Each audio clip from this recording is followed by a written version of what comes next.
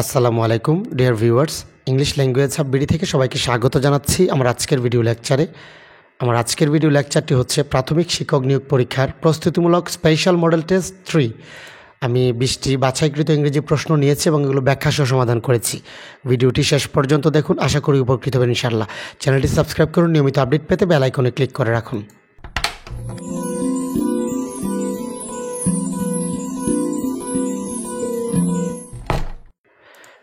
Number 1, every man craves dash recognition.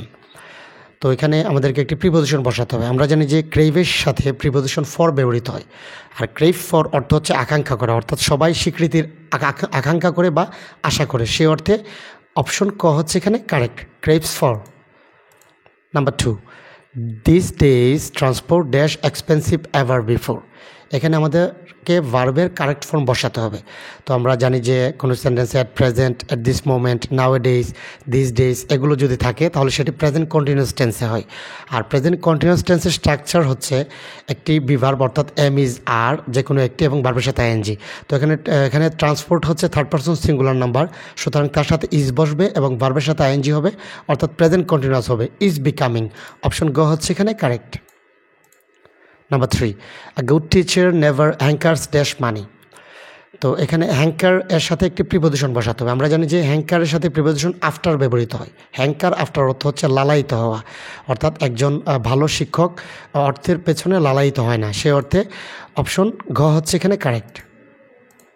Number 4, the word electrifying means. তো আমরা জানি electrifying মানে হচ্ছে প্রবল আগ্রহ বা খুবই উত্তেজিত বা উদ্বেলিত। তো সেই অর্থে এখানে অপশন কতে আছে ভেরি এক্সাইটিং। অপশন ক হচ্ছে এখানে correct. Number 5, select the antonym of the word destitute.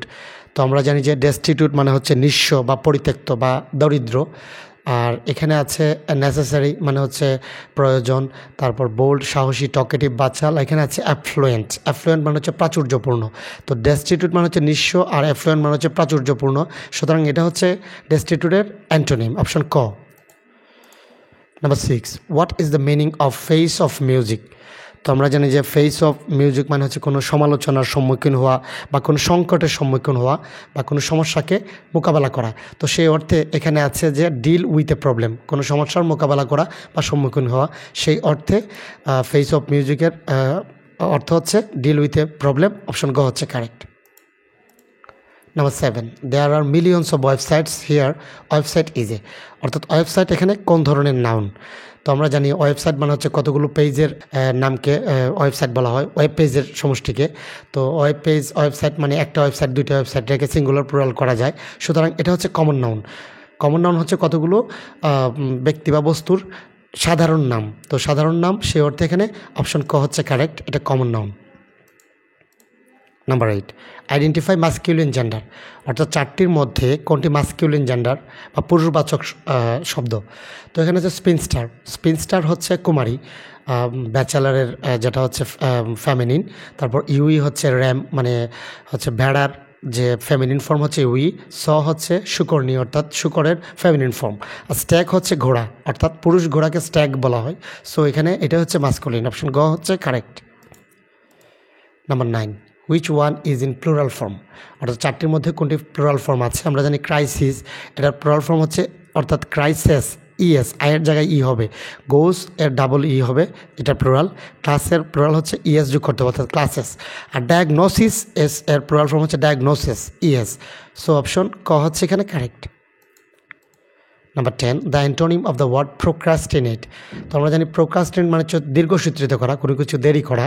তো সেই অর্থে এখানে ডিলে, এটা হচ্ছে এটার সিনোনিম, দেরি করা। ক্যারি চালিয়ে যাওয়া, মুভ মানে চলা। এক্সপেডাইট মানে হচ্ছে কোনো কিছুকে ত্বরান্বিত করা। প্রোক্রাস্টিনেট অর্থ হচ্ছে দীর্ঘসূত্রিত তৈরি করা, আর এটা হচ্ছে ত্বরান্বিত করা, Expedite.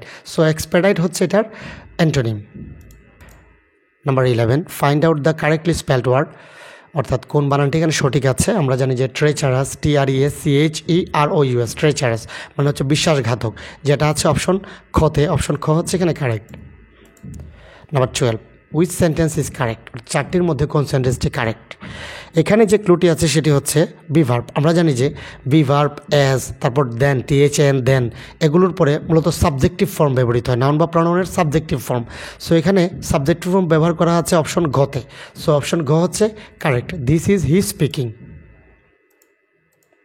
Number 13, I will not let you go. In this sentence go is an, অর্থাৎ এখানে গো কি। তো এটা ভেরি ইম্পর্ট্যান্ট। আমরা জানি যে ল্যাট এমন একটি ওয়ার্ড যার পরে ভার্বের বেস ফর্ম ব্যবহৃত হয়, অর্থাৎ ভার্বের বেস ফর্মকে আবার বলা হয় বেয়ার ইনফিনিটিভ, অর্থাৎ টু ছাড়া ইনফিনিটিভ যেটা সেটাকে বলা হয় বেয়ার ইনফিনিটিভ। অর্থাৎ এখানে এই গোটা মূলত ইনফিনিটিভ হিসেবে ব্যবহৃত হয়েছে। অপশন ক হচ্ছে এখানে correct. Number 14, they went dash the rain. এখানে আমাদেরকে একটি ওয়ার্ড ব্যবহার করতে হবে। তো দে ওয়েন, তারা গিয়েছিল বৃষ্টি থাকা সত্ত্বেও। তো আমরা জানি যে সত্ত্বেও হচ্ছে ডেসপাইট অথবা ইনস্পাইট অব, কিন্তু এখানে ইনস্পাইট দেওয়া আছে, অব দেওয়া নেই, সুতরাং এটা হবে না।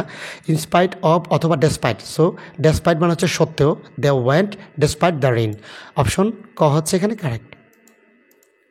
Number 15, what is the synonym of bonafide. তো আমরা জানি যে বোনাফাইড মানে হচ্ছে খাঁটি বা অথেন্টিক, যেটা আছে অপশন খতে। অথেন্টিক মানে হচ্ছে খাঁটি। অপশন খ হচ্ছে correct. Number 16, what is the plural number of ovum. তো আমরা জানি ওভাম মানে হচ্ছে ডিম্বাণু, যেটা হচ্ছে সিঙ্গুলার, এটার প্লুরাল হচ্ছে ওভা, আর ওভাল হচ্ছে এটার অ্যাডজেক্টিভ, মূলত ওভা হচ্ছে এটার প্লুরাল। অপশন গ হচ্ছে correct. Number 17, the teacher would understand it if you dash it to him more slowly. তো এখানে যে ক্লুটি আছে সেটা হচ্ছে ইফ ক্লজ। আমরা জানি ইফ ক্লজের একটি অংশ যদি পাস্ট ইনডিফিনিট হয় তাহলে অপর অংশ হচ্ছে পাস্ট কন্ডিশনাল।